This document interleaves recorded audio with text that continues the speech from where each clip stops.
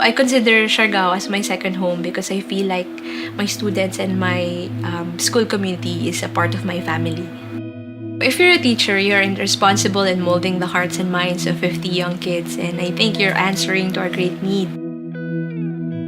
Teaching in a public school is no joke. Nandun lahat ng problema, ng kahirapan. So, every day, pag naisip ko, pagod na ako. Umaalis ako, pinapasyalan ko yung isla. Sabi ko, at least ngayon nakikita na ni Daddy yung ginagawa ko. It's about going home and not having a dad to wait for you. It's about not finding him at all. Parang nawalan ka ng champion, nawalan ka ng isang taong naniniwalang kaya mo. He was so proud of me at laging sinasabi ng mommy na sobrang proud si Daddy sa ginagawa mo.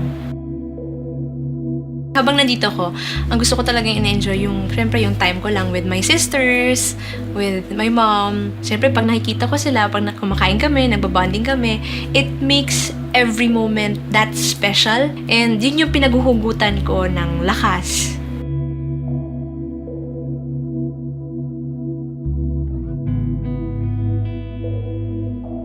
Iba-iba kasi yung definition natin ng dream job. Pero yung sa akin kasi, siguro ito yung isang bagay na nagbibigay sa'yo ng kahulugan. Isang bagay na nagbibigay sa'yo ng oportunidad na makatulong sa iba. I think yun sa akin yung dream job. That inspires me to get up in the morning, to go in front of the classroom, even though I'm so tired, even though I'm sick, or even though they don't have enough resources. So, I teach because of them.